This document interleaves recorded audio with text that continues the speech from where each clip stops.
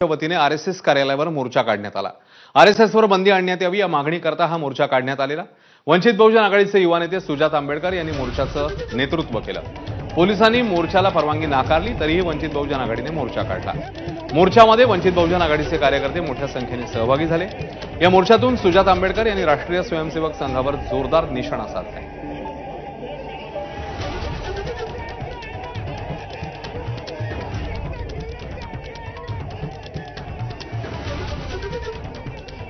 कि हमको बहुत लोग आके नाम रखते हैं, बी टीम बोलते हैं, अलग अलग चीजें बोलते हैं, लेकिन ये आप सबका काम है, ये आप सबकी जिम्मेदारी है कि हर आदमी तक पहुंचना, हर आखिरी आदमी तक पहुंचना और उनको पूछना कि वंचित बहुजन आघाड़ी ने आरएसएस के कार्यालय पे मोर्चा निकाला है, तेरे में है हिम्मत, तुम में है ताकत, अगर दम है तो शामिल होके दिखाओ।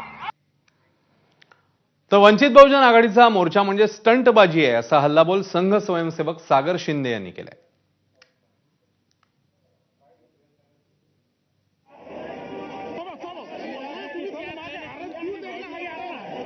दाटी करणं, शिवीगाळ करणं, अशा पद्धतीने नावनोंदणी बंद करणं हे योग्य नाही। तरी सुद्धा आमच्या त्या विषयामध्ये फार काही अग्रेसिव्हली तक्रार नव्हती, परंतु पोलिसांनी सुमोटो गुन्हा दाखल केला। त्यानंतर अशा पद्धतीने आंदोलन संघाच्या कार्यालयावरती येण्याचं काही कारण नव्हतं ऍक्च्युअली, कारण की पोलिसांनी जर गुन्हा दाखल केला तर त्यांनी पोलीस आयुक्त कार्यालयावरती मोर्चा काढायला पाहिजे होता किंवा जिल्हाधिकारी कार्यालयावरती मोर्चा काढायला पाहिजे होता, परंतु त्यांनी तसं न करता संघाच्या कार्यालयावरती मोर्चा काढण्याचं ठरवलं। आम्हाला असं वाटतं याच्यामधनं एक प्रकारे राजकीय स्टंट करण्याचं हे सगळं नियोजन काही जणांचं आहे, निवडणुकीच्या पार्श्वभूमीवर असू शकतं।